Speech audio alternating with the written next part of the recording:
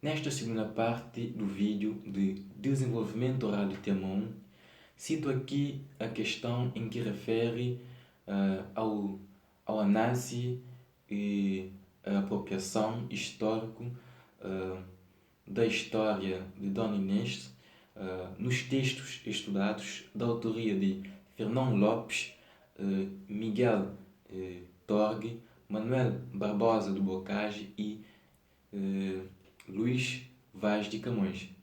Respondendo a esta questão, refiro-me aqui a um termo da pergunta apropriar, ou seja, retrata a forma como estes autores apropriaram daquele conhecimento histórico, ou seja, possuindo aquele conhecimento histórico sobre Dona Inês de Dom Pedro, transformando assim em diversos contextos literários, ou seja, cada autor vai apresentar a sua história de uma forma diferente, como por exemplo em obras literárias, textos literários, em exposição de uma obra artística, como por exemplo. E neste caso, estes autores apresentam em obras literárias, mas de uma forma diferente. Vamos então consultar esses autores. Começamos então por Miguel Torgue. Miguel Torgue, que apresenta de uma forma específica a história de Inês de Castro, é uma poesia lírica. Lírica por quê? Porque traz uma expressão amorosa na poesia. Poesia cujo tema, antes do fim do mundo, despertar.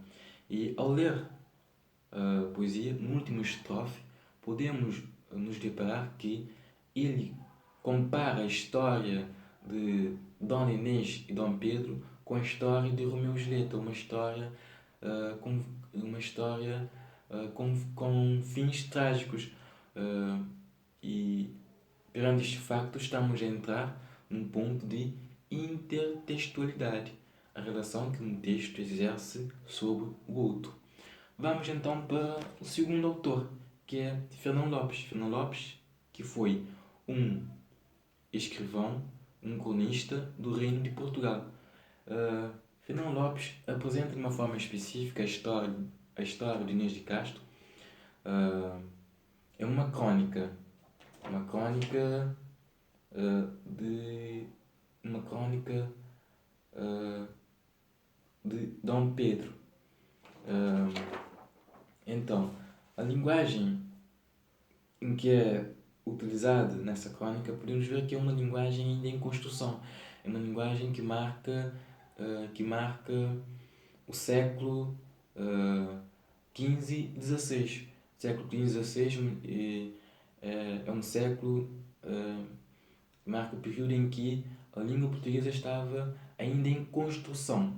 E atenção que esta crônica foi construída juntamente com outras crônicas no ano de 1434 e só foi publicada depois da morte do autor. E vamos para o outro autor, que é Bocage. Bocage, que apresenta de uma forma específica a história de Dona Inês, também é uma poesia sequencial. Uma poesia sequencial, ou seja, sem estrofe, e cujo tema cantata a morte de Inês de Castro. E o autor traz nesta poesia uma ideia, retrata uma ideia após a morte de Dona Inês, ou seja, retrata o sofrimento de Dom Pedro após a morte de Dona Inês. Por último, temos Luís Vaz de Camões, uma das grandes figuras da literatura portuguesa, que apresenta de uma forma específica a história de Dona Inês.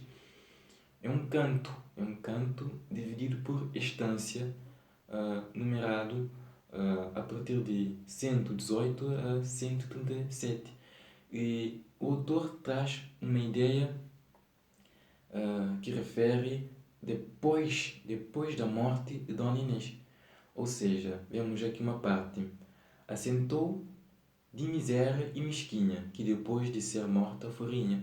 Então ele aborda ideias, conteúdo, traz conteúdo depois da morte de Dona Inês.